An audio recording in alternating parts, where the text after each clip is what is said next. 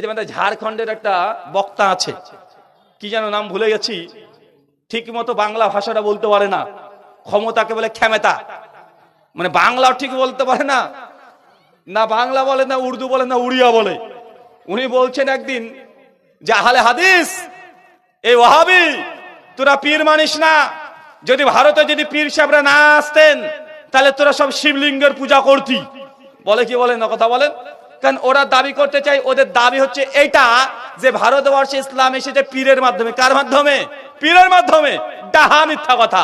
ও বেচারা বাংলাও জানে না, ও ভারতের ইতিহাসও জানে না। ভারতবর্ষে প্রথম যিনি ইসলাম নিয়ে এসেছেন একাডেমিক ভাবে ঘটা করে, তার নাম কি? মুহাম্মদ বিন কাসেম। 91 হিজরি, মানে সাহাবীদের জামানাতে 711 খ্রিস্টাব্দ। কত খ্রিস্টাব্দ? কোথায় এসেছিলেন প্রথম? অখণ্ড ভারত যখন ছিল, বর্তমানে এখন পাকিস্তান, করাচি থেকে 50 কিলোমিটার দেওয়াল বন্দর, ওইখানে হাজ্জাজ বিন ইউসুফের সময়ে ভারতবর্ষের বুকে কি চলে এসেছে? ইসলাম চলে এসেছে। মুহাম্মদ বিন কাসেম সিন্ধ, এখন পাকিস্তানে আছে, আছে না নাই? গত বছর ডক্টর জাকির নায়েক গিয়ে বক্তব্য দিয়ে এসেছে পাকিস্তানের সিন্ধে। ওই সিন্ধ অঞ্চলে প্রথম ইসলাম এসেছে 91 হিজরিতে। তারপর তার সুলতান মাহমুদ এসেছে 1000 খ্রিস্টাব্দ থেকে 1027 খ্রিস্টাব্দে 17 বার তিনি ভারতবর্ষে এসেছেন। এরপর দিল্লি সালতানাত শুরু হচ্ছে কত খ্রিস্টাব্দে? 1200 খ্রিস্টাব্দের দিক থেকে শুরু হয়ে যাচ্ছে। কুতুবউদ্দিন আইবাক, মোহাম্মদ ঘুরি, সবাই তখন দিল্লি সালতানাত চলছে। আর আমাদের মালদা, বাংলাদেশের রাজশাহী, চাঁপাইনবাবগঞ্জ, নওগাঁ, আমাদের মুর্শিদাবাদ, এদিকে নদিয়া, এই অঞ্চলগুলোতে ইসলামকে বহুল ভাবে প্রচার কে করেছে? ইখতিয়ারউদ্দিন মোহাম্মদ বখতিয়ার খিলজি 1204 খ্রিস্টাব্দে। কত খ্রিস্টাব্দে? তো তোমার পীর কবে এসেছে? তোমার পীর তো সেই দিন আসলো, তোমার পীর সেই দিন এসেছে। ওই যে ভারতবর্ষে মুসলমানরা 800 বছর ক্ষমতা ছিল, সেই সময় ইসলাম চলে এসেছে। তাই এই দেশের ইতিহাস মুসলমানের ইতিহাস। কার ইতিহাস? এই ভারতের ইতিহাস। কার ইতিহাস? মুসলমানের ইতিহাস। যত মুসলমানকে আজকে জঙ্গি জিহাদি বলে তারা উল্টাপাল্টা মন্তব্য করুক না কেন, যে সময় ব্রিটিশরা ইংরেজরা ভারতবর্ষকে দখল করে কবজা করে রেখে দিয়েছিল, সেই সময় মুসলমানরা যদি জিহাদ ফরজ এই ফতোয়া না দিত, আজকের দিনেও ভারতবর্ষ স্বাধীন হতো না। মুসলমানদের ধর্মে জিহাদ ফরজ হয়েছে বলে, ছিল বলে ইংরেজদেরকে, ব্রিটিশদেরকে ভারত থেকে মুসলমানরা তাড়াতে সক্ষম হয়েছে। তার জ্বলন্ত প্রমাণ দিল্লি গেট দেখেছেন না? এখন সোশ্যাল মিডিয়া, আপনি গুগলে চলে যান, দিল্লি গেটে 1 লক্ষ শহীদ ভারতবর্ষে যারা যুদ্ধ করেছে ব্রিটিশদের বিরুদ্ধে, তাদের নাম লেখা হয়েছে। তার মধ্যে 70% নাম সবগুলো মুসলমান। এখনো বুঝতে পারেনি? আচ্ছা, আপনাকে একটা কথা বলে আপনি বুঝতে পারবেন। আচ্ছা বলেন তো, ইংরেজরা যে ভারতবর্ষ থেকে ক্ষমতা নিয়েছে কাদের কাছ থেকে? হিন্দুদের কাছ থেকে না মুসলমানের কাছ থেকে? মুসলমানের কাছ থেকে। আমরা 800 বছর ক্ষমতা চালালাম, ব্রিটিশ ইংরেজরা আসলো, আমাদের কাছ থেকে ক্ষমতা জোর করে কেড়ে নিয়ে চলে গেল। তো ক্ষমতা কার গিয়েছে? আমাদের গিয়েছে, মুসলমানের গিয়েছে। তো ব্রিটিশদের বিরুদ্ধে লড়াই যুদ্ধ কে করবে? তারা করবেন, আমরা করব? আরে আমার বাড়িতে যে ডাকাত পড়ে, আরে জীবন পরান মরণ যুদ্ধ করবে কি? আমি না আপনি? পাশের বাড়ির লোক? কে করবে? আরে আমার বাড়ির থেকে যদি চুরি হয়, আমি জীবন দিয়ে লড়াই করব। পাশের বাড়ির লোক এসে হুশাস করতে পারে। তো ক্ষমতা মুসলমানের ছিল। ব্রিটিশ বিরোধী আন্দোলনে মুসলমানরা যত রক্ত দিয়েছে, তারা সবাই মিলে অত রক্ত দেয় নাই। তারপরেও আজকে ভারতবর্ষে মুসলমানকে শুনতে হয় যে আমরা ভারতবর্ষে মুসলমানকে গাদ্দার বলে। কি বলে না? অপরাধ। অপরাধ কি আমাদের? ওই যে কিছু মিডিয়ার চুটকা ফটকা আছে, বলে এই মুসলমান, হ্যাঁ বল ভারত মাতা কি জয় বল। আর আপনি মুসলমান, আপনি না, আমি বলবো না। এই যে এক কথা বলে দেন, বলবো না। ওই যে দেখ দেখ দেখ গাদ্দার, এরা ভারতকে ভালোবাসে না, দেশের প্রতি কোনো মহব্বত ভালোবাসা নাই। ভাই বলে কি বলে না? মুসলিম উম্মার অধঃপতনের কারণ কি বললাম? কথা বলেন, আরো জোরে বলেন। মুসলিম উম্মা, আমরা যে মুসলিম জাতি, আমাদের যে অধঃপতন, এটা নিয়ে কোনো সন্দেহ বা কোনো সংশয় কাজ করে না যে গোটা বিশ্ব জগতে আজ মুসলিম জাতি নির্যাতিত, মুসলিম জাতি আজকে নিষ্পেষিত, লাঞ্ছিত, বঞ্চিত, পদদলিত গোটা বিশ্ব জগতে। অথচ আল্লাহ সুবহানাহু ওয়া তাআলা আমাদেরকে কোরআনুল কারীমের মাধ্যমে জানিয়ে দিয়েছেন, সূরা আলে ইমরান সূরা 3 আয়াত নাম্বার 110, কুনতুম খায়রা উম্মাহ, যে আল্লাহ সুবহানাহু ওয়া তাআলা গোটা সৃষ্টি জগতে যতগুলো ক্রিয়েশন, যত সৃষ্টি রচনা করেছেন, এই সমগ্র সৃষ্টি জগতের মধ্যে উম্মতে মুসলিমা আল্লাহ সুবহানাহু ওয়া তাআলা তাদেরকে জানাচ্ছেন যে হচ্ছে খয়রা উম্মাহ, সর্বশ্রেষ্ঠ জাতি। কারা সর্বশ্রেষ্ঠ জাতি? আল্লাহ সুবহানাহু ওয়া তাআলা আমাদেরকে পছন্দ করে নিয়েছেন। টাইমস অফ ইন্ডিয়া একটা ইংরেজি ভাষার পত্রিকা, গোটা বিশ্ব জগতের সবচেয়ে বহুল প্রচলিত এবং পাঠিত একটি নিউজ পেপার। 2015 সালে 13 অক্টোবর পৃষ্ঠা নম্বর 19-এ তারা একটা খবর ছাপিয়ে বলছে যে গোটা বিশ্ব জগতে মানুষের সংখ্যা 800 কোটি। কত কোটি? আর 800 কোটি মানুষের মধ্যে ধর্ম আছে প্রায় 4,500। কতগুলো? একটা দুটো ধর্মের নাম নয়। আমি আপনি কটা ধর্মের নামই বা জানি? আমরা হিন্দু, মুসলিম, বৌদ্ধ, জৈন, ইহুদি, খ্রিস্টান 8, 10, 15, 20টা ধর্মের নাম আমরা ঠিকভাবে বলতে পারবো না। অথচ গোটা বিশ্ব জগতে 800 কোটি মানুষ, প্রায় 4,500 তার ধর্মকে পালন করে থাকে এবং তারা বিশ্বাস করে, এবং এই ধর্মের অনুসারী ফলোয়ার পৃথিবীতে এখনো বিদ্যমান আছে। আর এতগুলো ধর্মের মধ্যে 3টে ধর্ম গোটা বিশ্ব জগতে রাজত্ব করছে। সমগ্র গোটা বিশ্ব জগতে যতগুলো ধর্মের মানুষ আছে সবচেয়ে বেশি কোন ধর্মের মানুষ? খ্রিস্টান। তারা গোটা বিশ্ব জগতে আছে 230 কোটি। 2, আমরা হতভাগা মুসলমান। আমাদের পরিসংখ্যান গোটা বিশ্ব জগতে আমরা এখন আছি প্রায় 170 থেকে 180 কোটি। পৃথিবীর তৃতীয় বৃহত্তর ধর্মের নাম হচ্ছে হিন্দুইজম, তাদের সনাতন ধর্ম।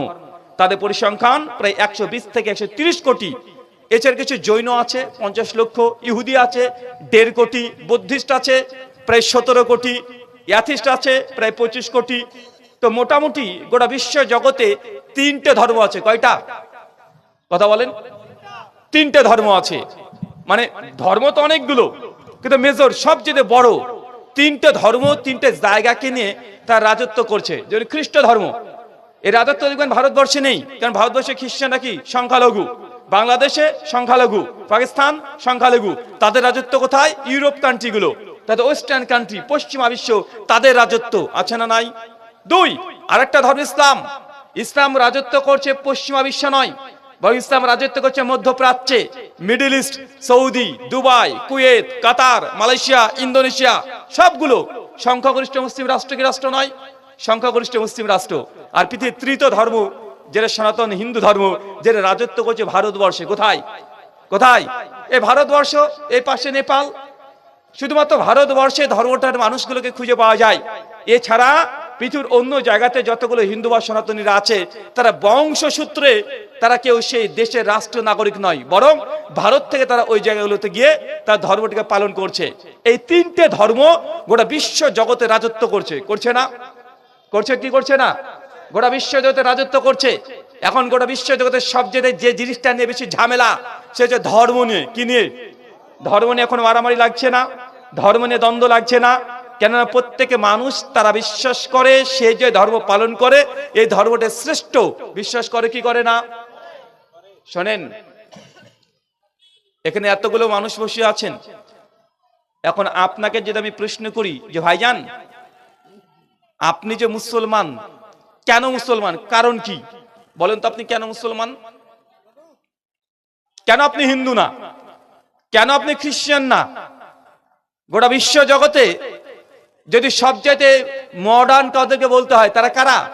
ইহুদি আর খ্রিস্টান। তারা গোটা বিশ্ব জগতে রাজত্ব করছে জ্ঞান, বিজ্ঞান, প্রযুক্তি দিয়ে। গোটা বিশ্বের অ্যাকাউন্ট, অর্থনীতি কারা দেখভাল করছে? জিউস, ইহুদিরা। গোটা বিশ্ব জগতের টেকনোলজি এগুলো তৈরি কারা করছে? ইহুদিরা। গোটা বিশ্ব জগতে যারা ক্ষমতা আছে কারা? ইহুদি এবং খ্রিস্টান।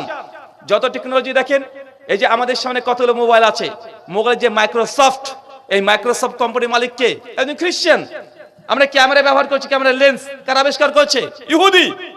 আপনি বিজ্ঞান বা প্রযুক্তির যত জায়গায় যাবেন, আল্ট্রাসোনোগ্রাফি থেকে শুরু করে মেডিকেল সেক্টরে যতগুলো আছে 70% চিকিৎসা বিজ্ঞানের তারা আবিষ্কার করেছে। করেছে না?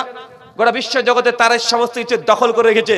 তারপরেও আমরা যে গুটি কয়েক মানুষ আছে যারা মুসলিম দাবি করছি, এখন আপনাকে যদি প্রশ্ন করা হয় ভাই আপনি কেন মুসলিম, একজনকে উত্তর দিতে পারবেন? বলেন। আরে ভাই উত্তর দিতে হবে। আমার কথা বুঝে যায় না? আমার কথা শুনতে পাচ্ছেন? শোনেন, আমি একা একা আলোচনা করতে পারি না। আমার প্রত্যেক আলোচনাতে আপনাকে প্রশ্ন করবো, আপনাকে অ্যান্সার করতে হবে। পারবেন তো ইনশাআল্লাহ? কথা যখন আমি বলবো আপনারা কেউ কথা বলবেন না, শোনার সময় একদম খরগোশের মতো কান খাড়া করে শুনবেন, আর যখন জবাব জিজ্ঞাসা করবো বাঘের বাচ্চার মতো হুঙ্কার দিয়ে জবাব দিতে হবে। পারবো তো ইনশাআল্লাহ? আপনাদের খুব বেশি সময় নষ্ট করবো না ইনশাআল্লাহ, কেননা আপনাদের সময়ের অনেক দাম। অনেক কাজ ফেলে থুয়ে, অনেক রকমের কাজ ফেলেতে এখানে এসে বসে আছেন। অনেক মানুষ তো রাস্তায় ঘোরাঘুরি করছে, মানে তাদের দাম আছে সময়ের। আমি ওই জন্য আপনারও দাম আছে, তাই বেশি সময় নেব না। কিছু জিনিস গোটা বিশ্ব জগতের সম্পর্কে আপনার ধারণা দেওয়ার জন্য আজকে আমি এখানে এসেছি।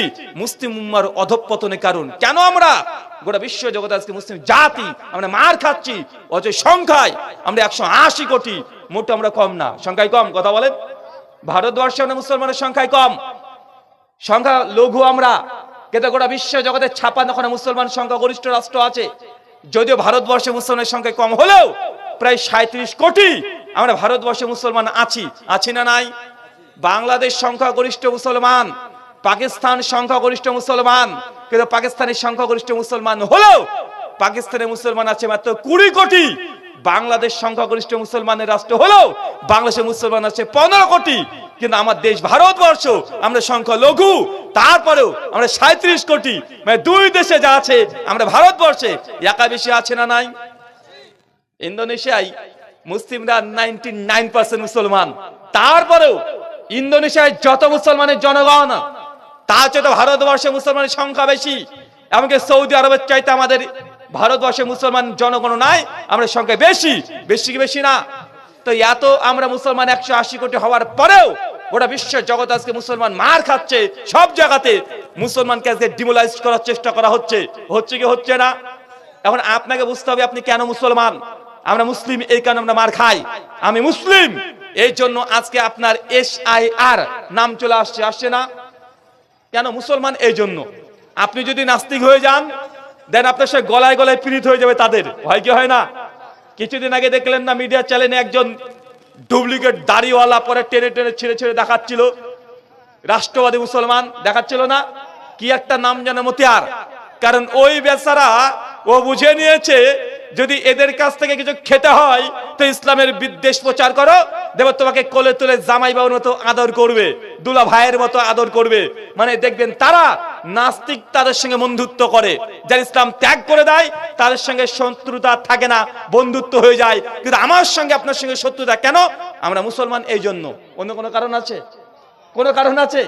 অন্য কোনো কারণ নাই। মুসলমান এই যে মুসলমান আমরা, এই জন্য যদি শত্রুতা তৈরি হয়ে যায়, আমাদের গোটা মুসলিম জাতিকে এটা জানা উচিত যে তারা যে চক্রান্ত করছে আমাদেরকে কিভাবে তাদের সঙ্গে ডিল করা উচিত, তারা যেভাবে অ্যাটাক করছে কিভাবে আমরা কাউন্টার করতে পারি।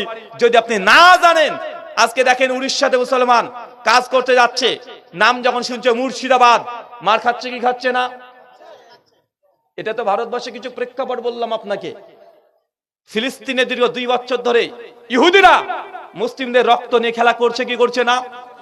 হাজার হাজার, কমপক্ষে 20,000-এর উপরে বাচ্চা বাচ্চা শিশুকে তারা হত্যা করেছে। গোটা বিশ্বের মিডিয়া যারা মানবতা অধিকারী দাবি করে, মানব অধিকারের লাইনকে নিয়ে যারা বেশি গর্ব করে, গর্ভবতী হয়ে যায় পশ্চিমা বিশ্ব, তারা কিন্তু আজকে কেউ মুখ খুলে বলে না যে মুসলমানের সঙ্গে যে ফিলিস্তিনের যে জেনোসাইড হচ্ছে, বাচ্চা ছেলেদিকে হত্যা করছে, আজ পর্যন্ত পৃথিবীর সমস্ত মানুষগুলো স্টপ কেন? কারণ মুসলমান মরছে। একটা গরুর দাম আছে, ছাগলের দাম আছে তাদের নিকটে, কিন্তু মুসলমানের রক্তের কোনো দাম নেই তাদের কাছে, যেটা আজকে বাস্তব দেখতে পাচ্ছেন কি পাচ্ছেন না? অথচ আল্লাহ সুবহানাহু ওয়া তাআলা আমাদেরকে জানিয়েছেন আমরা খয়রা উম্মাহ, আর আমাদেরকে সর্বশ্রেষ্ঠ জাতি আল্লাহ সুবহানাহু ওয়া তাআলা জানিয়ে দিয়েছেন। কিন্তু আজকে সর্বশ্রেষ্ঠ জাতির আজকে কি দুর্দশা, কোন অবস্থায় আমরা আছি যে সব জায়গায় মার খাই, যে ভারতবর্ষে আমরা বসবাস করছি। চিন্তা করে দেখেন এই দেশের ইতিহাস মুসলমান ভুলে যাওয়ার কারণে আজকে মুসলমান এই ভারতবর্ষের বুকে আজকে তারা অপদস্থ হচ্ছে। মুসলমান নিজের ইতিহাস ভুলে যাওয়ার কারণে মুসলমান আজকে অপমানিত হচ্ছে। কারণ যে জাতি ইতিহাস ভুলে যায় সে জাতি জিন্দেগিতে মাজা ষাট করে বুক ফুলে রাস্তাতে চলতে পারে না। আপনাকে আমি কয়েকটা উদাহরণ দিই। আজকে আপনি SIR নিয়ে ভয় আছেন না? আছেন না নাই? যেভাবে বিডিও অফিসে কাগজপত্র নিয়ে আপনি দৌড়াদৌড়ি করছেন মনে হচ্ছে কিয়ামতের মাঠ, মানে কিয়ামতের মাঠের মতো ভয়ে কাঁপছেন আপনি থরথর করে।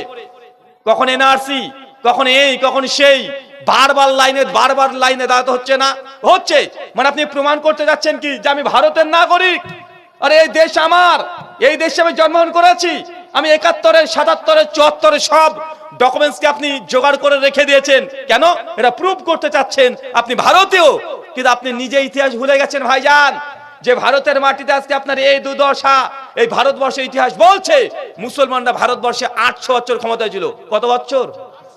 একটা দুইটা বছর নয় তো, 800 বছর। এটা মোটেও সংখ্যায় কম না। এত লং টাইম কোন ব্যক্তিরা ক্ষমতা থাকতে পারে না। 800 বছর মুসলমানরা যখন ক্ষমতায় ছিল, এরপর ব্রিটিশ তথা ইংরেজরা মুসলমানের কাছ থেকে ক্ষমতা কেড়ে নিয়েছিল। তারা রাজত্ব করেছে ভারতবর্ষে 190 বছর। কত বছর? 190 বছর। তারপরে ব্রিটিশদের সঙ্গে লড়াই করে, যুদ্ধ করে ভারতবর্ষ থেকে যত ইংরেজ ব্রিটিশকে তাড়িয়ে দিয়েছে মুসলমান। এরপর মুসলমানের এই ক্ষমতা পাওয়ার এখন চলে গেছে মুশরিকদের হাতে। কাদের হাতে?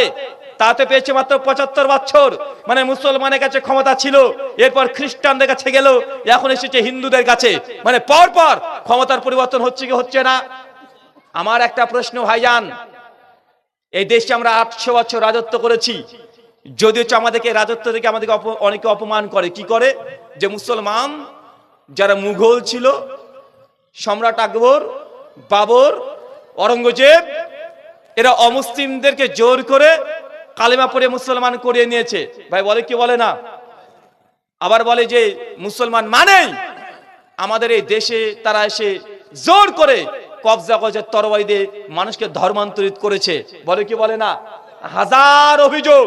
কিন্তু মুসলমানের বাচ্চা না ধর্ম জানে, না ভারতের ইতিহাস জানে, না আপনি ইসলামের ইতিহাস জানেন, না বিজ্ঞান, না সায়েন্স, কিচ্ছু জানেন না। আপনার কাজ শুধুমাত্র দিন গেলে 500 টাকা কি ইনকাম করব, ইনকাম হয়ে গেলে মুসলমানের বাচ্চা খুশি হয়ে যায়।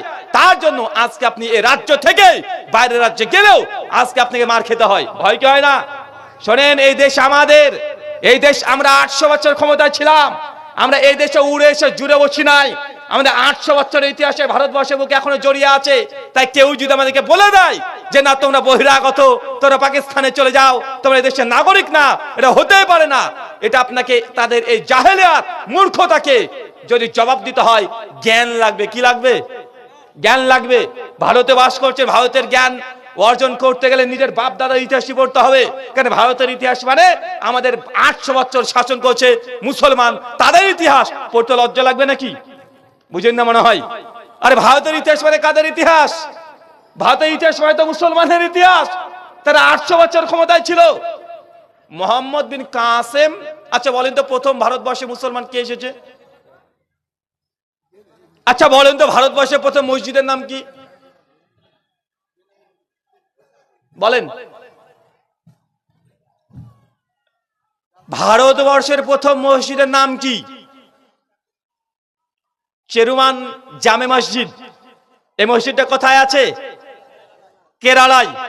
আরে বাংলার মুসলমান অনেকে কেরালায় যান, ওখানে গিয়ে দেখে আসেন নাই? এটা ভারতবর্ষের বুকে প্রথম মসজিদ। কখন মসজিদটা তৈরি হয়েছে? যখন আল্লাহর নবী জীবিত ছিলেন। কিভাবে তৈরি হলো? ইতিহাস কি? আল্লাহর নবী যেই দিন মক্কাতে আবু জাহেল, আবু লাহাব, উতবা, সাইবা সবাই এসে নবীকে বলছে আরে তুমি নাকি নবী, আর তুমি যদি নবী হও তো মুসা যেমন সাগরকে 2 ভাগে ভাগ করেছিল লাঠির ঠোকা দিয়ে, তুমি যদি সত্যি নবী হও মুহাম্মদ সাল্লাল্লাহু আলাইহি সাল্লাম, তাহলে ওই আকাশের চাঁদকে 2 ভাগে ভাগ করে দেখাও। এই দাবি কারা করেছিল? এই দাবি কারা করেছিল? সেই সময়কার কুরাইশের নেতারা। তারা এই দাবি যখন করলেন, আল্লাহ নবী আলাইহিস সালামের সঙ্গে সঙ্গে তিনি তার হাতের ইশারা দিয়ে শাক্কুল কামার চাঁদকে 2 ভাগে ভাগ করেছেন। কোরআন মাজিদে সূরা কামার আয়াত নম্বর 1, 2, 3 পর পর বিস্তারিত বর্ণনা পাওয়া যায়। সহিহ বুখারীতেও হাদিস নম্বর 3557, কিতাবুল আম্বিয়া মুআজ্জাজা অধ্যায়ে এই হাদিসগুলো একাধিকভাবে বর্ণনা আছে।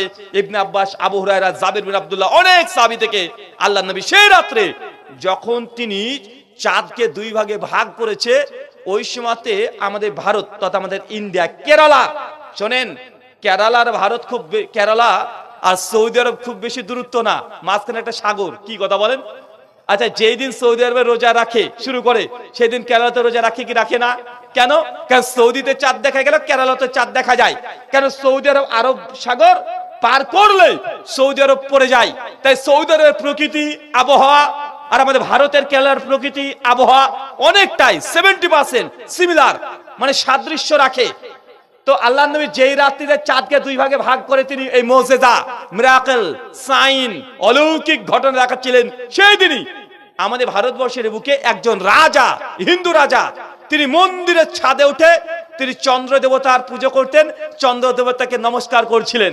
কেন আজকে যোগীজি করে না, সূর্য নমস্কার করে না?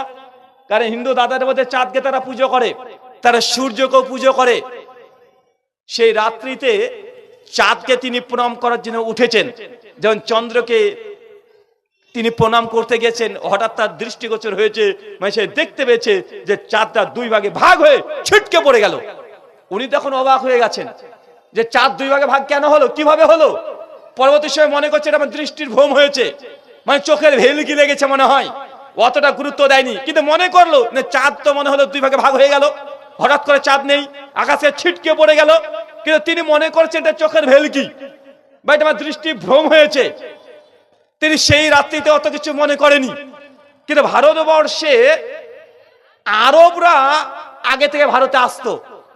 আল্লাহ নবী যখন নবুয়ত পায় নাই, তার আগেও ভারতবর্ষে সৌদি আরবের মানুষরা ভারতবর্ষে আসতেন, আর ভারতের মানুষ সৌদি আরবে যেতেন। কেন, কি করতে যেতেন? ব্যবসার জন্য। কিসের জন্য? এই ইতিহাসগুলো জানেন? একটু জানেন, কষ্ট হলেও একটু জানেন। অনেক নামাজ, রোজা, হজ, যাকাতে আলোচনা প্রচুর করেছি। ইউটিউব খুললে হাজার হাজার আমাদের বক্তব্য পেয়ে যাবেন। হায়দার ভাই তিনিও আলোচনা করে গেছেন আল্লাহর আরশের নিচে কারা কারা থাকবে। আমিনুল ভাই আছেন, তিনিও হালাল হারাম বৈধ অবৈধ নিয়ে অনেক আলোচনা করবেন।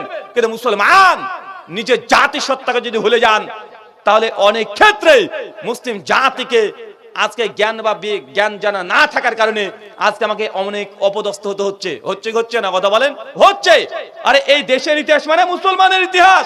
আরে আমার দেশকে আমাকে অপমান করবে, এটা হতে পারে না। তারা যা করছে পাল্টা আপনাকে জ্ঞান দিয়ে জবাব দিতে হবে। চলেন আবারও বোঝার চেষ্টা করি। সৌদি আরব তথা আরব কান্ট্রির মানুষরা নবীর নবুয়ত পাওয়ার আগেই ভারতবর্ষে আসতেন। কোথায় আসতেন? ভারতে আসতেন। কেন?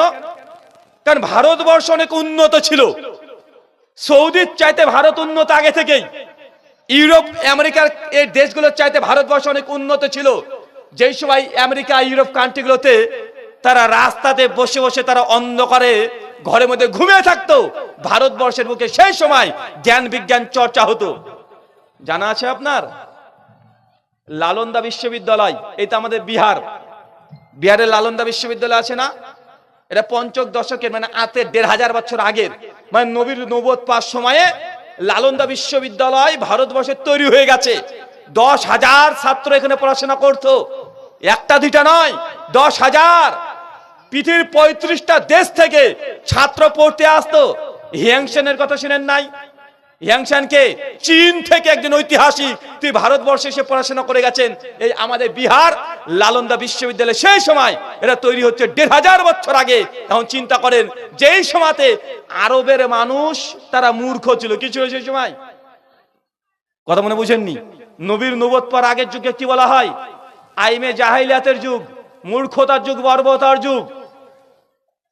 আপনি যদি রাহিকুল মাকতুম সিরাতের গ্রন্থ পড়েন, সিরাত ইবনে হিশাম পড়েন, প্রথম খণ্ডে দেখবেন যে আল্লাহ নবী নবুয়ত পাওয়ার আগে আরবের অবস্থা কি ছিল। আরে একটা ঘোড়ার জন্য, একটা উটের জন্য তার ৫০ থেকে ৬০ বছর তা লড়াই করেছে। একটা উটের চাবকের জন্য ১৫০ বছর, ২০০ বছর তা লড়াই করেছে। কোন মানুষ যদি নারীর জন্মগ্রহণ করতো, তাই জীবন্ত কবর দিয়ে দিত। এখন বলেন তো এগুলো কি? চিন্তা করতে পারছেন? যখন আল্লাহ নবী নবুয়ত পায় নাই, তার আগে আরব ছিল অন্ধকারের যুগ। তারা গরু ছাগল চড়ে তারা খাওয়া দাওয়া করতো। জ্ঞান বিজ্ঞান চর্চা তাদের মধ্যে কখনো ছিল না। তারা সবসময় তারা গোত্র নিয়ে, জাতি নিয়ে, বংশ নিয়ে একে অপরের সঙ্গে লড়াই করতো। তারা বিভিন্ন রকমের সামাজিক কুসংস্কারের মধ্যে নিমজ্জিত ছিল। অপরদিকে ভারতবর্ষে সেই সময় দেখেন তারা জ্ঞান বিজ্ঞান চর্চার জন্য লালন্দা বিশ্ববিদ্যালয়ের মতো প্রতিষ্ঠান তৈরি করে ফেলেছে। ১০,০০০ মানুষ পড়াশোনা করছে, কমপক্ষে ৯০,০০০ বই ছিল লালন্দা বিশ্ববিদ্যালয়ে। চিন্তা করতে পারছেন? সেই সময় প্রিন্ট ছাপাখানা এত ছিল না। তারপর ৯০,০০০ বই কিতাব লালন্দা বিশ্ববিদ্যালয়ে। অনেকে আবার এখানে আমরা যখন ইতিহাসগুলো বলি, অনেক হিন্দু দাদারা বলে দেখো আমরা হিন্দুরা কত তাহলে জ্ঞানী ছিলাম। যে না, লালন্দা বিশ্ববিদ্যালয় এটা হিন্দুদের সম্পত্তি না, এটা হচ্ছে বৌদ্ধদের সম্পত্তি। কাদের কাদের? এটা বৌদ্ধদের এটা সম্পদ। তারা এখানে রাজত্ব করেছে, তারা জ্ঞান বিজ্ঞান চর্চা করেছে। মানে আপনাকে এতটুকু বোঝানোর চেষ্টা করছি, যেই সময় ইউরোপ কান্ট্রিগুলো, আমেরিকা, ইংল্যান্ড, এই রাষ্ট্রগুলো, সৌদি আরবের মতো রাষ্ট্রগুলো যখন অন্ধকারের যুগে বিরাজ করছে, ভারতবর্ষে জ্ঞান বিজ্ঞান চর্চা হচ্ছে। আচ্ছা দেখবেন, ভারতে অনেক প্রাচীন মন্দির আছে না? মন্দিরে দেখবেন খুব সুন্দর সুন্দর মূর্তি অঙ্কন করা হয়, সুন্দর সুন্দর মূর্তি, পাথরের মধ্যে মূর্তি। দেখতে পান কি পান না? আচ্ছা, আমার প্রশ্ন এটা নয় যে মূর্তি পূজা করা জায়েজ কি না জায়েজ, আর এটা শিরক, কোনো সন্দেহ নেই। কিন্তু প্রশ্ন হচ্ছে এইটা যে আজ থেকে 1000 বছর আগে নিজে হাতে হাতে পাথর কেটে এত সুন্দর করে মূর্তি তৈরি করছে, বিষয়টা চিন্তা করেছেন আপনি? যে 1000 বছর আগে এত সুন্দর শৈলী, ভারতের শিল্প কত উন্নত। এই সময়তে সহিহ বুখারী উঠে দেখেন, স্বয়ং আল্লাহর নবী নিজে বলছেন ভারতবর্ষের সম্পর্কে। সহিহ বুখারী হাদিস নাম্বার 7513, হাদিস নাম্বার 7518, হাদিস নাম্বার 7522। আল্লাহ নবী বলছেন, একদিন বসে আছেন, যে সাহাবী এসে বলছে, ইয়া রাসূলুল্লাহ, আমার পায়ে খুব ব্যথা করছে, কিছু আমাকে পরামর্শ দিন। আল্লাহর নবী তখন বলছেন, যাও আল হিন্দ তথা ভারতের চন্দন কাঠ ব্যবহার করো। এই চন্দন কাঠে 7খানা রোগের প্রতিষেধক আছে, মানে 7খানা রোগের এটা মেডিসিন। কি? ভারতের চন্দন কাঠ। কথা মনে বুঝেননি? কে বলছে কথা? আমাদের নবী বলছেন আলাইহিস সালাম যে ভারতের চন্দন কাঠ ব্যবহার করো। কেন? ভারতের সেই সময়তে মেডিসিন, এই যে ঔষধপত্র, আয়ুর্বেদ অটোমেটিক চলছে সেই সময়। আয়ুর্বেদ এটা আজকের নয়, এটা ভারতীয় জ্ঞান, এই মেডিসিন আয়ুর্বেদ। এতগুলো কথা বলার মূল উদ্দেশ্য কি জানেন? যেই সময় সৌদি আরব, আমেরিকা, এই রাষ্ট্রগুলো পৃথিবীর উন্নত দেশ, আজকে যারা অন্ধকারে ছিল, ভারতবর্ষে জ্ঞান বিজ্ঞান চর্চা হচ্ছে। কিন্তু যখন আল্লাহ সুবহানাহু ওয়া তাআলা সৌদি আরবে, মক্কার, মদিনাতে আসমান থেকে আল্লাহ ওহী দিলেন, এখন বলেন তো আল্লাহর জ্ঞানের সঙ্গে মানুষের জ্ঞান পারে? মানুষের জ্ঞান আর পারবে? সৌদি আরব নবী নবুয়ত পাওয়ার আগে ছিল অন্ধকারের যুগ, কিন্তু আল্লাহ যখন আসমান থেকে ওহী দিতে শুরু করেছেন, কোরআন মাজিদ যখন দিতে শুরু করেছেন, সেই সময় রাতারাতি আরবরা জ্ঞান বিজ্ঞান চর্চা করতে করতে তার গোটা বিশ্ব জগৎকে তার তাক লাগিয়ে দিয়েছে না? তখন তারা জ্ঞান বিজ্ঞান চর্চা করেছে। আরবরা সেই সময় কোরআন মাজিদ পাওয়ার পরে এমন করে সেক্টর নেই যে তারা সেই বিষয়ে পরে জ্ঞান অর্জন করে নাই। আপনি কসমোলজি বলেন, আপনি ফিজিক্স বলেন, কেমিস্ট্রি বলেন, বিজ্ঞানে এমন করে শাখা নেই যেই শাখাতে আরবরা যুগে সব চাইতে 900 শতক পর্যন্ত তারা জ্ঞান বিজ্ঞানের সব চাইতে গোটা বিশ্ব জগতে তারা এগিয়ে ছিল। ছিল কি ছিল না? অ্যালজেব্রা আবিষ্কার কারা করেছে? আরে মুসলমান, যত কম্পিউটার বা সোশ্যাল মিডিয়া যা দেখছেন সবগুলো চলে কিসের মাধ্যমে? অ্যালগরিদম। এটা আবিষ্কার করে কে করেছে? মুসলমান। মানে সূত্রগুলো সেই সময় মুসলমানরা দিয়েছে। কখন? যখন কোরআন মাজিদ আসছে, আল্লাহর পক্ষ থেকে ওহী আসছে, তখন আল্লাহর ওহীর জ্ঞান আর মানুষের জ্ঞান সমান হতে পারে? কথা বলেন। আরবরা রাতারাতি পরিবর্তন হয়ে গেছে। মুসলমান, আপনি এখনো বুঝেননি। তবে কিছু কিছু আমাদের ভারতের আবার সুফিবাদ আছে, পীরবাদ আছে না? এই যে আমাদের ঝাড়খণ্ডের একটা বক্তা আছে, কি যেন নাম ভুলে গেছি, ঠিক মতো বাংলা ভাষাটা বলতে পারে না, ক্ষমতাকে বলে ক্ষমতা, মানে বাংলাও ঠিক বলতে পারে না, না বাংলা বলে, না উর্দু বলে, না উড়িয়া বলে। উনি বলছেন একদিন যে আহলে হাদিস, এই ওয়াহাবি, তোরা পীর মানিস না। যদি ভারতে যদি পীর সাহেবরা না আসতেন তাহলে তোরা সব শিবলিঙ্গের পূজা করতি। বলে কি বলে না? কথা বলেন। কারণ ওরা দাবি করতে চাই, ওদের দাবি হচ্ছে এইটা যে ভারতবর্ষে ইসলাম এসেছে পীরের মাধ্যমে। কার মাধ্যমে? পীরের মাধ্যমে। ডাহা মিথ্যা কথা। ও বেচারা বাংলাও জানে না, ও ভারতের ইতিহাসও জানে না। ভারতবর্ষে প্রথম যিনি ইসলাম নিয়ে এসেছেন একাডেমিক ভাবে ঘটা করে, তার নাম কি? মুহাম্মদ বিন কাসেম। 91 হিজরি, মানে সাহাবীদের জামানাতে 711 খ্রিস্টাব্দ। কত খ্রিস্টাব্দ? কোথায় এসেছিলেন প্রথম? অখণ্ড ভারত যখন ছিল, বর্তমানে এখন পাকিস্তান, করাচি থেকে 50 কিলোমিটার দেওয়াল বন্দর, ওইখানে হাজ্জাজ বিন ইউসুফের সময়ে ভারতবর্ষের বুকে কি চলে এসেছে? ইসলাম চলে এসেছে। মুহাম্মদ বিন কাসেম সিন্ধ এখন পাকিস্তানে আছে না নাই? গত বছর ডক্টর জাকির নায়েক গিয়ে বক্তব্য দিয়ে এসেছে পাকিস্তানের সিন্ধে। ওই সিন্ধ অঞ্চলে প্রথম ইসলাম এসেছে 91 হিজরিতে। তারপর তার সুলতান মাহমুদ এসেছে 1000 খ্রিস্টাব্দ থেকে 1027 খ্রিস্টাব্দে 17 বার তিনি ভারতবর্ষে এসেছেন। এরপর দিল্লি সালতানাত শুরু হচ্ছে কত খ্রিস্টাব্দে? 1200 খ্রিস্টাব্দের দিক থেকে শুরু হয়ে যাচ্ছে। কুতুবউদ্দিন আইবাক, মোহাম্মদ ঘুরি, সবাই তখন দিল্লি সালতানাত চলছে। আর আমাদের মালদা, বাংলাদেশের রাজশাহী, চাঁপাইনবাবগঞ্জ, নওগাঁ, আমাদের মুর্শিদাবাদ, এদিকে নদিয়া, এই অঞ্চলগুলোতে ইসলামকে বহুলভাবে প্রচার কে করেছে? ইখতিয়ারউদ্দিন মোহাম্মদ বখতিয়ার খিলজি 1204 খ্রিস্টাব্দে। কত খ্রিস্টাব্দে? তো তোমার পীর কবে এসেছে? তোমার পীর তো সেই দিন আসলো, তোমার পীর সেই দিন এসেছে। ওই যে ভারতবর্ষে মুসলমানরা 800 বছর ক্ষমতা ছিল, সেই সময় ইসলাম চলে এসেছে।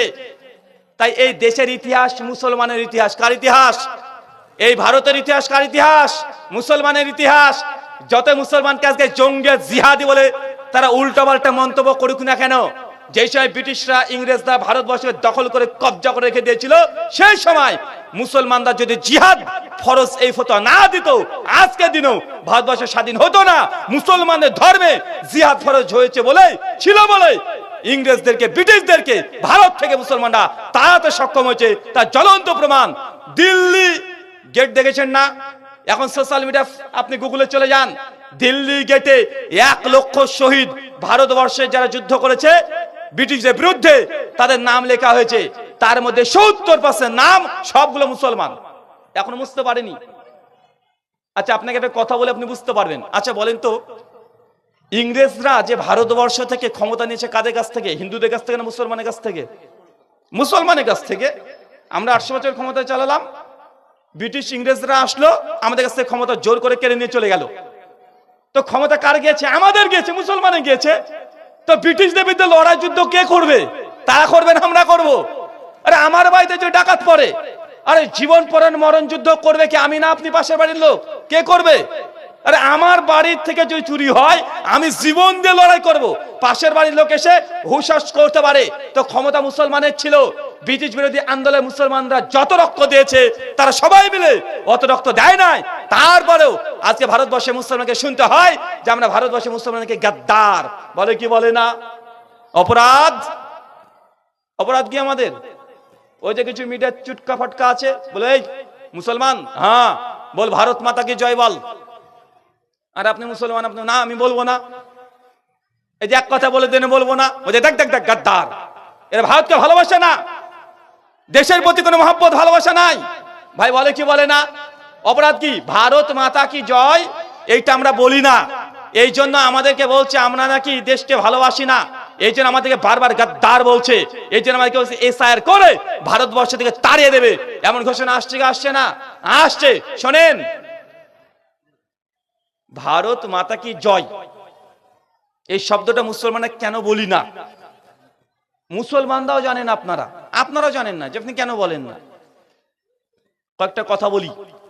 যখন এই অভিযোগগুলো আমাদের প্রতি করে, তাদেরকে জবাব দেন। কিভাবে জবাব দিবেন? জবাব শিখতে হবে, রেডি করতে হবে। কিভাবে করবেন? আপনাকে কয়েকটা পয়েন্ট বলি, শোনেন।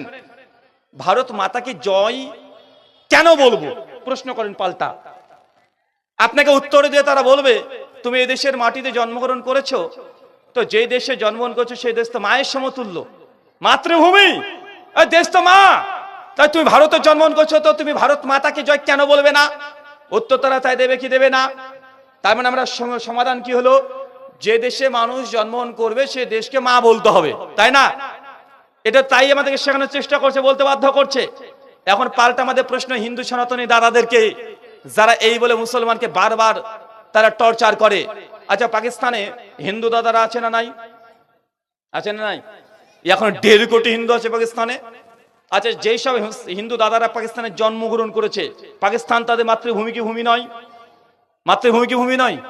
পাকিস্তান তো তাদের মাতৃভূমি। তাই পাকিস্তানে হিন্দুরা কেন নিজের দেশ তথা পাকিস্তানকে পাকিস্তান মাতা কি জয় একজন পাকিস্তানি হিন্দুরা কেন বলে না? বুঝেননি মনে হয়? যে দেশে জন্ম নিয়েছে মাতৃভূমি যদি মাতা হয়, পাকিস্তানের হিন্দুরা কেন আজ পর্যন্ত পাকিস্তান মাতাকে জয় এই কথা কেন বলে না? জবাব চান। বাংলাদেশে হিন্দু আছে না নাই? বাংলাদেশে কমপক্ষে এখনো 1.5 কোটির উপরে হিন্দু আছে। প্রায় 1,80,00,000 হিন্দু পাওয়া যায়। বাংলাদেশে হিন্দু আমি এখন পর্যন্ত একজনকে দেখিনি যে তারা ডাইরেক্ট বলছে যে বাংলাদেশে আমি জন্মগ্রহণ করেছি, বাংলাদেশ মাতা কি জয়। বাংলাদেশের হিন্দুরাও বলে না। আমেরিকাতে হিন্দু আছে, আমেরিকার হিন্দুরা কখনো আমেরিকান মাতা কি জয় বলে না। দুবাই এখনো হিন্দু কমপক্ষে 80 লাখ আছে, দুবাই কখনোই কোন হিন্দুরা বলে না দুবাই মাতা কি জয়। ভাই বলে কথা বলেন, ব্যাপার কি? ভারতকে তারা মাতা বলে। ডাল মে কুছ কালা है, काला नहीं है बल्कि पूरा डाल ही काला है। ওরা বলতে যাচ্ছে ভারত মাতা কি জয়। এই ভারতকে তারা মা বলে, এটা নির্দিষ্ট দেশকে বলে, পৃথিবীর অন্য কোন রাষ্ট্রকে তারা মা হিসাবে স্বীকার করবে না। কেননা আমেরিকাতে হিন্দুরা আছে না নাই? তাই আমেরিকাতে যে জন্মগ্রহণ করে কোন হিন্দু আমেরিকান হিন্দুকে বলেছে যে আমেরিকা মাতা কি জয়? জিন্দেগিতে দেখবে না। ভারতকে কেন বলে?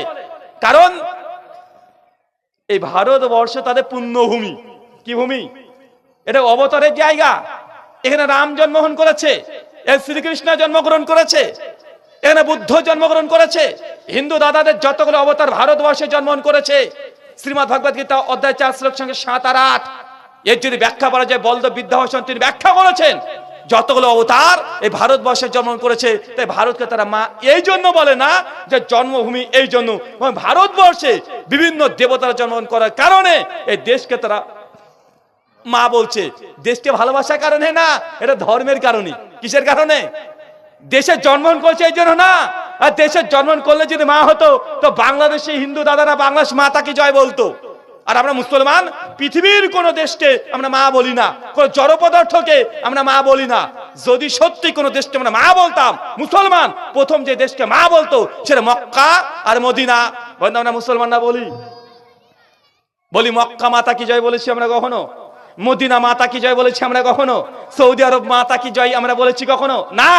কারণ এইসব কুসংস্কার মুসলমান বিশ্বাস করে না যে কোনো জড় পদার্থকে আমরা মা বলে স্বীকৃতি দিয়ে দেবো। আমরা বিশ্বাস করি, আমরা তৌহিদে বিশ্বাস করি, আমরা আল্লাহর একত্ববাদে বিশ্বাস করি। কোন দেশকে, কোন রাষ্ট্রকে ভালোবাসার জন্য সেই দেশকে মা বলতে হবে। পৃথিবীর কোন শিক্ষিত মানুষ, শিক্ষিত সমাজ কেউ বিশ্বাস করে না। আচ্ছা, এই আমেরিকা তো খ্রিস্টানদের না? খ্রিস্টানরা কি বলে? তাদের ধর্মকে রক্ষা করতে গিয়ে যে আমেরিকা মাতা কি জয়, খ্রিস্টানরা বলে না, মুসলমান বলে না, ইহুদি বলে না, শুধু ভারতের কিছু আমাদের সনাতনী দাদারা বলে। তাই সব দেশকে বলে না, শুধু ভারতবর্ষকে বলে। কেন বলে? এই দেশকে ভালোবেসেছে তার জন্য বলে না, এই দেশের জন্ম গ্রহণ করেছে তার জন্য বলে না, দেশের রাষ্ট্রবাদী তার জন্য বলে না। তাদের ধর্ম বলছে দেশ হচ্ছে মা, এই ভারত ভূমি হচ্ছে মা, তার জন্য তারা বলে। যেন গরুকে তারা মা বলে কি বলে না? কেন? ভারতবাসী হিসাবে না, ধর্মগ্রন্থ বলছে এই জন্য। কারণ ঋগ্বেদ বলছে 5টা জিনিস মা। 1 গরু, 2 তোমার জন্ম দিয়েছে সে হচ্ছে মা, 3 এই ভারত ভূমি এটা মা। তো তারা মা বলছে ভারতকে কেন? রাষ্ট্রকে ভালোবেসে, দেশকে ভালোবেসে, দেশত্ববোধক ভাবে না, ধর্ম পালন করে এই জন্য। গরুকে মা বলছে কেন? ভারতে বাস করে এই জন্য না, তাদের শাস্ত্র আছে এই জন্য। তো ভাই, তোমরা সনাতনী হিন্দু দাদা, তোমরা তোমাদের ধর্ম পালন করো, জোর করে আমাকে তোমার ধর্ম পালন করতে বাধ্য করছে কেন? কেন করছো? আর মুসলমানকে বলছে এরা জোর করে নাকি অমুসলিমকে মুসলমান মানিয়ে নিয়েছে। বেচারা নিজেরাই যে আমাদেরকে প্রভাবিত করছে, জোর করে বলছে ভারত মাতাকে জয় বলতে হবে, অথচ এর সম্পূর্ণ ধর্মের সঙ্গে রিলেটেড। যদি বিশ্বাস না করেন, এখন তো টেকনোলজির যুগ, এখানে মোবাইল আছে, ল্যাপটপ, ট্যাব যা আছে, আপনি শুধুমাত্র গুগলে চলে যান, লিখেন ভারত মাতা টেম্পল। কি লিখবেন? ভারত মাতা টেম্পল। উত্তর প্রদেশের যোগী রাজ্যে ভারত মাতা একটা দেবী। ভারত মাতা কি? দুর্গা যেমন একটা ভগবান, লক্ষ্মী যেমন একটা ভগবান, তো দুর্গার অনেকগুলো রূপ আছে। তার মধ্যে একটা রূপ হচ্ছে ভারতের মতো ম্যাপ একা দেখবেন দেবী দুর্গা। তো তারা দুর্গা পুজোর একটা নাম হচ্ছে ভারত মাতা, সে তারা পুজো করে। এটা দেশকে নয়, ওই মূর্তিটাকে। কথা বুঝতে পারলেন না মনে হয়? দেশকে না মূর্তিকে? মূর্তিকে। তো মুসলমান আমরা কি মূর্তি পূজা করি? আমরা মূর্তি পূজা করি। আর আমরা তো একত্ববাদে বিশ্বাসী, আমরা কোনো প্যাগানিজমে বিশ্বাসী নয়। তাই এটা আপনারা জানা উচিত। যখন আপনাকে বলে দেশে তুই বাস করিস, তুই কেন ভারত মাতাকে জয় বলবি না? তাকে পাল্টা বলেন যে ভাইজান, তোমার পাকিস্তানে যেসব হিন্দুরা আছে, বাংলাদেশে যেসব হিন্দুরা আছে, তাদেরকে বলতে বলো পাকিস্তানের মাতা কি জয়, বাংলাদেশ মাতা কি জয়। তারা যদি বলে কোনোদিন যে আমরা মুসলমান কথা দিচ্ছি, আমরা আমাদের দেশকে মা বলে স্বীকার করে নেবো, তুই আগে বলে দেখা। বলবে কথা বলেন? কিন্তু এগুলো নিয়ে আমরা তদন্ত গবেষণা কিছুই করি না।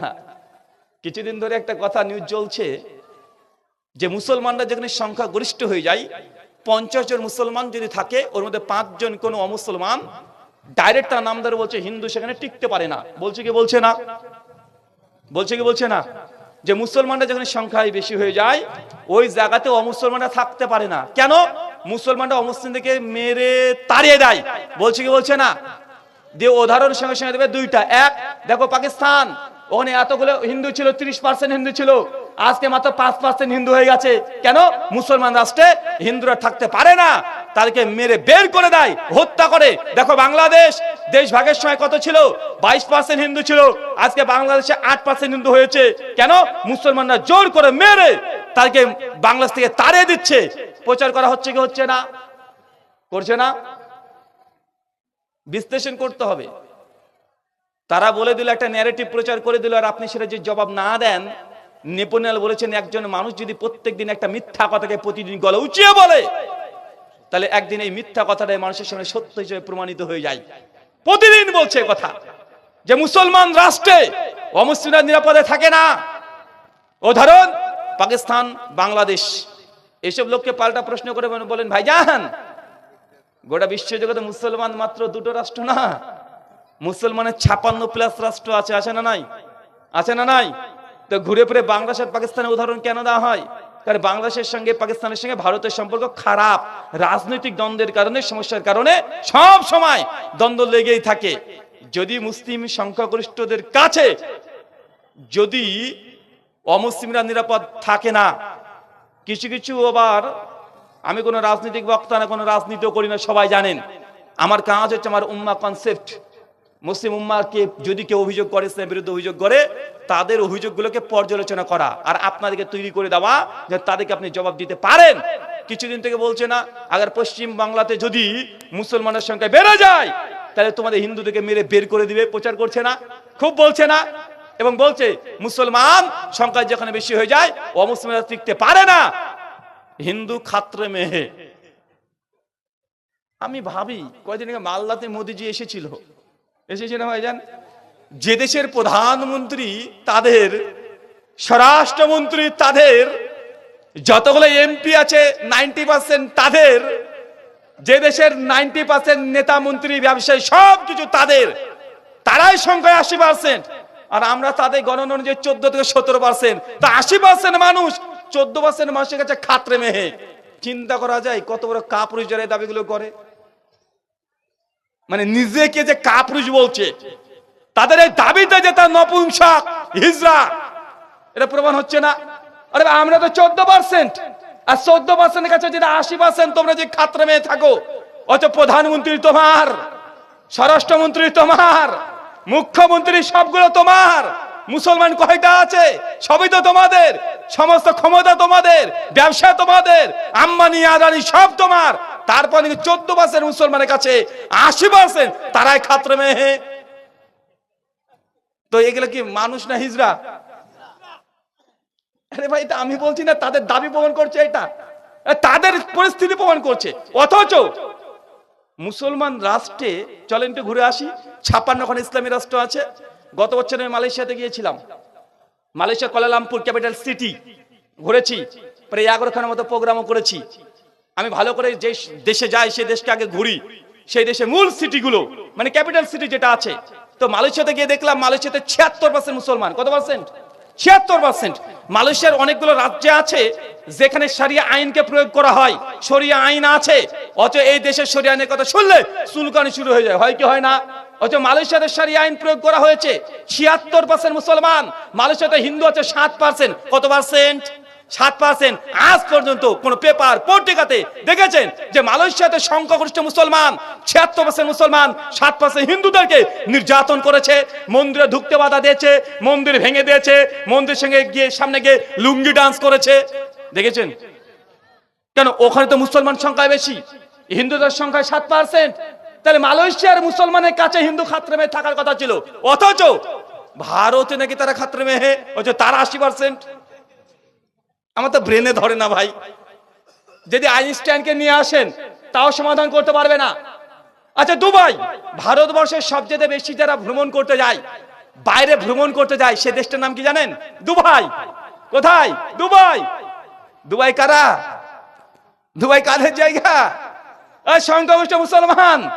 ওর শরিয়া আইন আছে, মুসলমান সব বড় বড়, আমার চাইতে বড় জুব্বা পরে, হাব্বা পরে, আর আমার চাইতে বড় মুসলমান তারাই। সংখ্যাগরিষ্ঠ মুসলিম রাষ্ট্র, ওইখানে কমপক্ষে 4% হিন্দুরা বসবাস করে দুবাইয়ে। ওখানে খ্রিস্টানরা আছে সংখ্যালঘু। আজ পর্যন্ত দেখেছেন দুবাইয়ে কোন মন্দিরে মুসলমান বোম মেরেছে? দুবাই দেখেছেন কোন হিন্দুদেরকে মন্দিরে ঢুকতে বাধা দিয়েছে? অথচ দুবাইয়ে হিন্দু খাত্রে নাই। খাত্রে কোথায়? ভারতে। কেন? এখানে 80%, আমরা 14%। গর্বে আমাদের বুক ফুলে যাচ্ছে রে ভাই, যে 14%-এর কাছে তারা নাকি খাত্রে মেহে। আশ্চর্য। আরে খাত্রে মেয়ে তো দুবাই থাকার কথা ছিল হিন্দুদের, কেন ওখানে 4%, মালয়েশিয়াতে 6%, আচ্ছা ইন্দোনেশিয়া 98% মুসলিম রাষ্ট্র, 98%, মাত্র 2-3% মুসলমান আছে। অথচ আমাদের বড় বড় যারা নেতা আছে, যারা গর্বে গর্ভবতী হয়ে যায়, তারা আবার বলছে যে দেখো ইন্দোনেশিয়া মুসলিম সংখ্যাগরিষ্ঠ দেশ, এই দেশে রামায়ণ পড়ানো হয়, রামায়ণ চর্চা করা হয়। ভাই এরা বলেন তো, গোবর না খেলে এই কথাগুলোকে ডবল স্ট্যান্ডার্ড কেউ করতে পারে না কেন বলেন তো? বলছে মুসলমান রাষ্ট্রে মুসলমান সংখ্যা বেশি হয়ে গেলে হিন্দুদের উপরে নির্যাতন হবে, হিন্দুদেরকে হত্যা করে দিবে। আবার উদাহরণ দিচ্ছে কি ইন্দোনেশিয়া, 98% মুসলমান, মাত্র 2% হিন্দু। ওই দেশে রামায়ণ পাঠ করা হয়। তাহলে কি সমাধান কি আসলো? যে মুসলমান যেখানে বেশি, হিন্দুদের নিরাপত্তা তো আছে, তো আছে, রামায়ণও পড়া হয়, তো এটা মুসলিমের পক্ষে গেল না বিপক্ষে গেল? আরে আমাদের, আরে ভাই ও যে দাবি করছে তার বিপক্ষে যাচ্ছে না, তো এরা কোন লেভেলের মানে ডেট ওভার হওয়া জিনিস খায় আপনি চিন্তা করছেন? ডেট ওভার হওয়া, নচেত এই দাবিগুলো কেউ করতে পারে শিক্ষিত সমাজে? আচ্ছা আপনি দেখেন পৃথিবীর আরো রাষ্ট্র আছে, মুসলমান রাষ্ট্র আছে না নাই? সৌদি আরব একদম পাক্কা মুসলমান। ওই মিডল ইস্ট থেকে তো ইসলাম ধর্মের সম্প্রচার হয়েছে না, আল্লাহ নবীর কোরআন ওখানে এসেছে, ওখান থেকে প্রচার হয়েছে। তো সেই সব রাষ্ট্রে আজ পর্যন্ত কোনো অমুসলিম হিন্দু দাদারা যায় ভারত, এই সৌদি, দুবাই, কুয়েত, কাতারে যায় কি করতে যায়? ইন্ডিয়া থেকে কি করতে যায়? লেবারি খাটতে অনেকে যায় না? আমাদেরকে বলছে মুসলমান রাষ্ট্র মানে ফকির, মুসলমান মানে অশিক্ষিত মূর্খ, মুসলমান রাষ্ট্র মানে দেখো তারা অর্থনীতিতে পিছিয়ে পড়েছে। আর ঘুরে ফিরে মিডিয়া কি করে? ওই পাকিস্তান বাংলাদেশ, পাকিস্তান বাংলাদেশ। কেন তোমার চোখে কি ঠেকেছে? ঘুরে ফিরে দুটো জায়গায় মানে কুয়ার ব্যাং হলে যা হয়, মানে কুয়োটাকে সমুদ্র মনে করে। ওই যে মুসলমান রাষ্ট্র দেখবে মানে মুসলিম শরিয়া আইন প্রয়োগ করলে সেই দেশ অর্থনীতিতে নেমে যায়। দেখো পাকিস্তান খেতে পায় না, দেখো বাংলাদেশের কি হালাত হয়ে গেছে। চান্দু এই দুটো জায়গাতে তুমি কুয়ার ব্যাঙের মতো শুধু দেখতে পাও কেন? একটু দূরে তাকিয়ে দেখো, পৃথিবী তো ছোট নয়, এখন এআই এর যুগ, AI, chat GPT, DeepSeek, Grok, এখন এদের যুগ। মানুষকে বোকা বানানো তো সহজ নয়। আচ্ছা বলেন তো সৌদি আরবের টাকাকে কি বলা হয়? রিয়াল। সৌদি আরবের 1 রিয়াল সমান ইন্ডিয়ান ক টাকা? কম করে 20 থেকে 26 টাকা আপ ডাউন করে কি করে না? মানে সৌদির 1 টাকা দিলে ইন্ডিয়ান ক টাকা দেবে? কমপক্ষে 22 থেকে 26 টাকা দেয় না? তো এটা তো মুসলিম রাষ্ট্র, অর্থনীতিতে পিছিয়ে না গিয়ে। দুবাইও তো তাই। মালয়েশিয়ার টাকাকে বলা হয় রিঙ্গিত, মালয়েশিয়ার 1 রিঙ্গিত মানে 1 টাকা সমান ইন্ডিয়ান 22 টাকা। তো ওটা তো মুসলিম সংখ্যাগরিষ্ঠ দেশ, তখন টাকার পরিমাণ ভারতের চাইতে বেশি না কম? কথা বলেন। আচ্ছা কুয়েত, মামু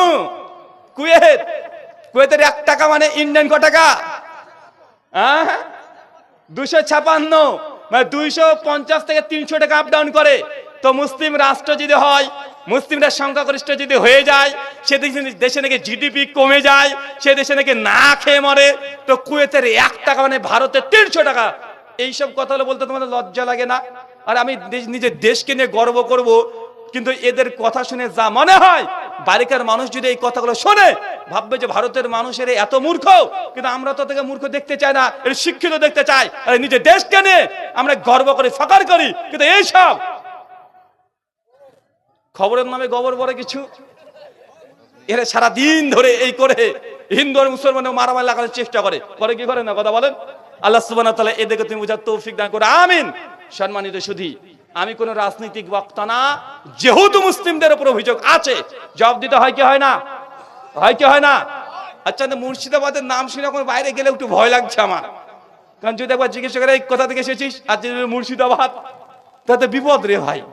যদি আমরা খাতা কলমে মুর্শিদাবাদ লিখি, কিন্তু আমরা আসলে পড়ি নদিয়ার মধ্যে, মানে আমার বাড়ি থেকে 1.5 কিলোমিটার পরে শুরু হয়ে যায় নদিয়া। তো ভাবছি কেন কি করবে।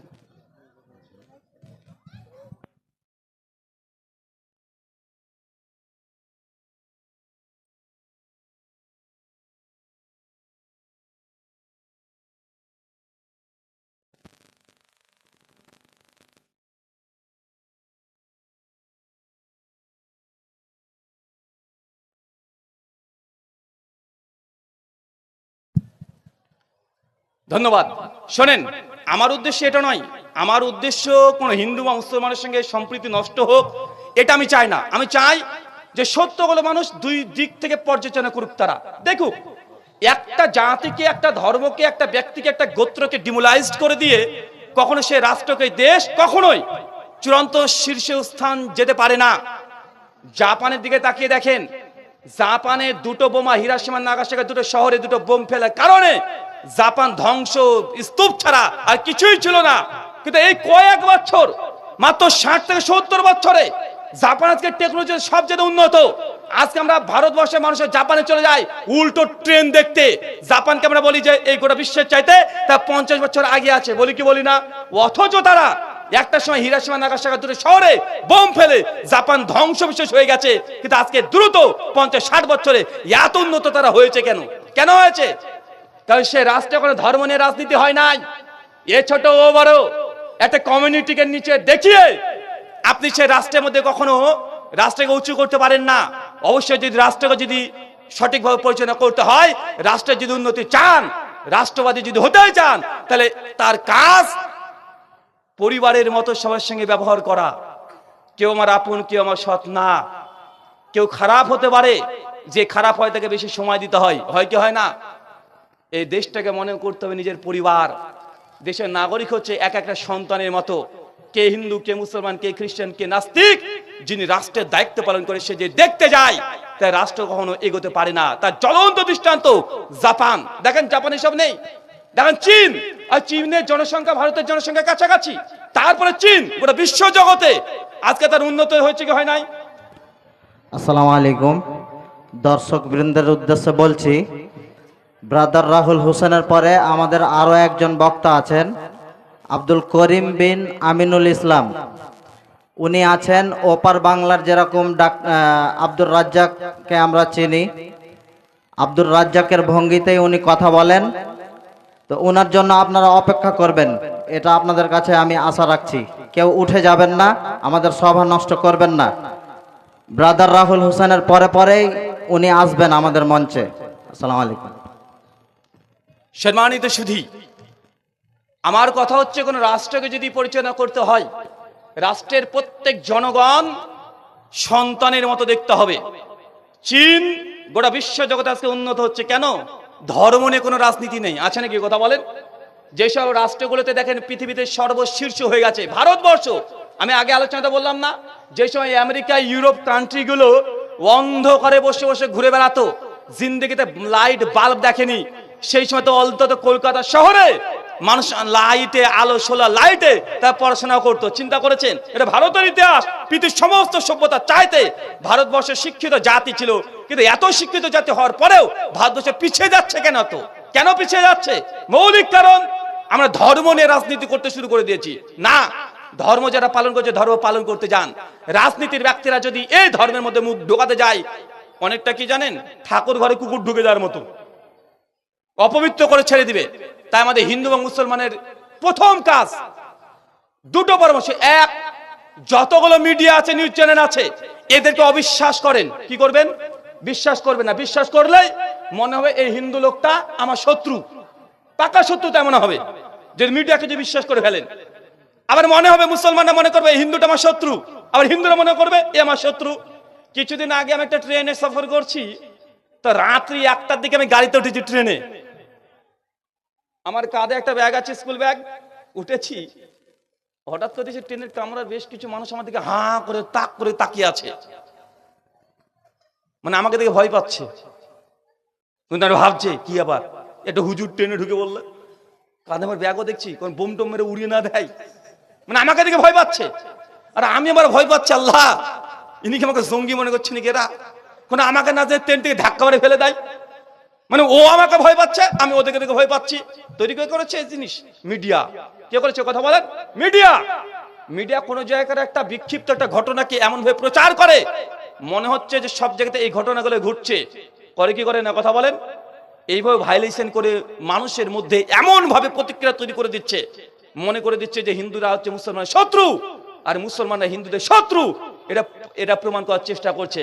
এই বাংলা স্বামী বিবেকানন্দের বাংলা, এই বাংলা রামকৃষ্ণ পরমহংস দেবের বাংলা, যিনি মন্দিরেও যেতেন, গির্জাতেও যেতেন, মসজিদেও যেতেন, সব জায়গায় যেতেন।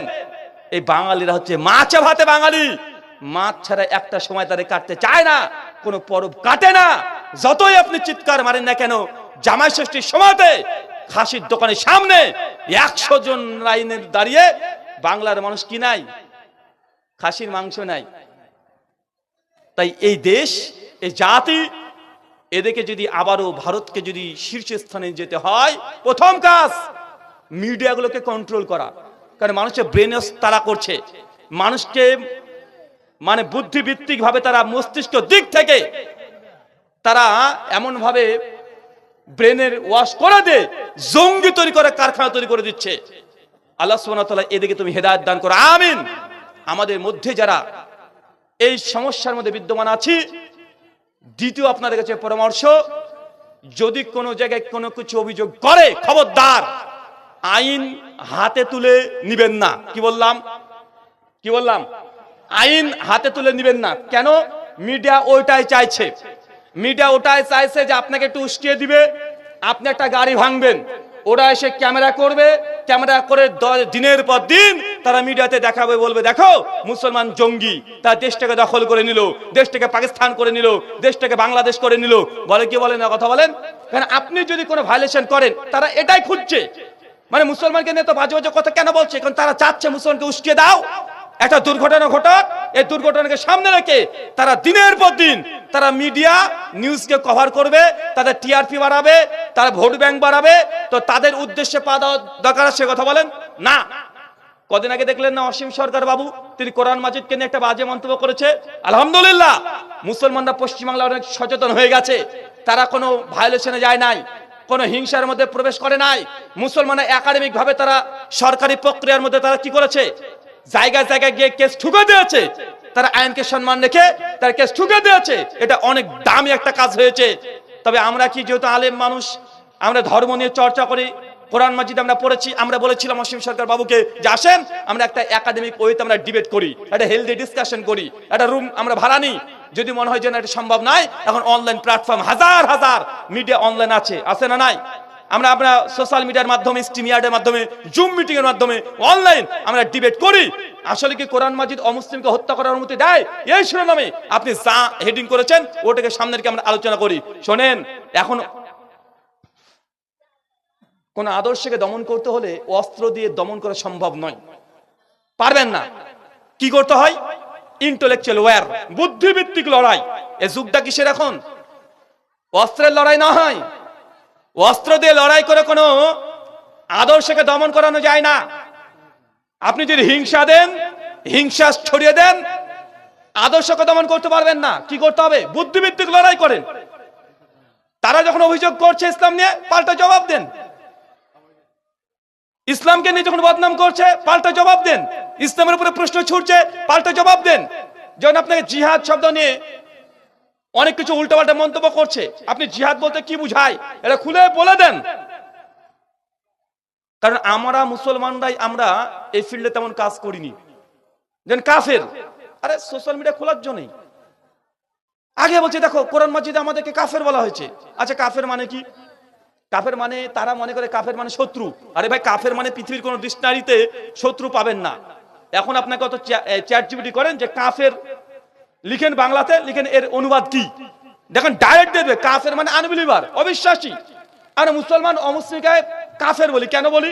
কারণ তারা ইসলামে বিশ্বাস করে না। আচ্ছা, মুমিন মানে বিশ্বাসী, কাফের মানে কি? অবিশ্বাসী, অপোজিট। তো আমরা তাদেরকে কাফের বলছি, এটা কোনো খারাপ শব্দ নয়। যেন হিন্দু ধর্মে যারা বিশ্বাসী তারা বিশ্বাসী, আর যারা হিন্দু ধর্মে বিশ্বাস করেন তারা অবিশ্বাসী। বলে কি বলে না? বলে কি বলে না?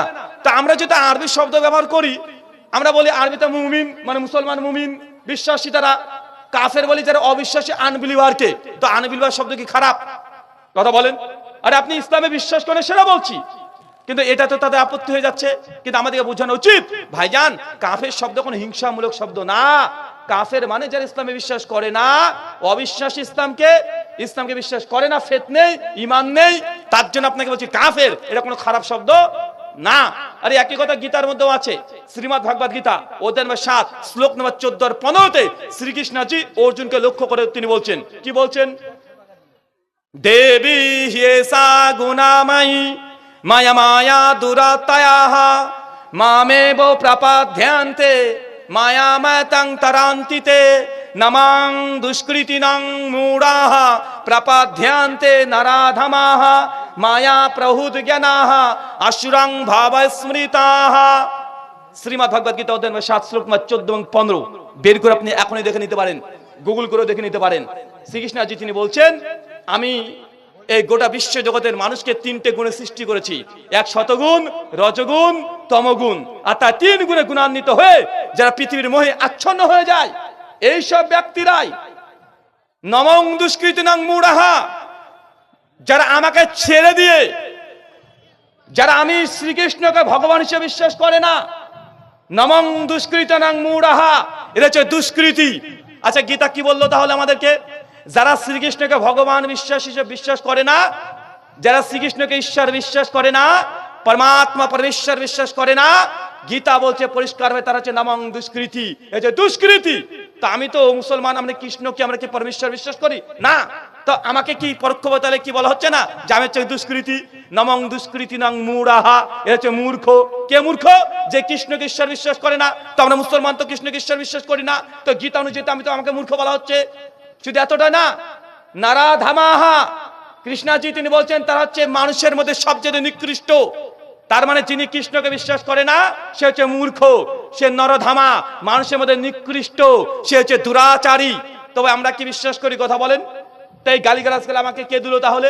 এখন যদি আমি এটাও নিয়ে অভিযোগ করে বলি, দেখো গীতা মুসলমানকে অপমান করেছে, ভাই দাবি করা কি যৌক্তিক হবে? অযৌক্তিক।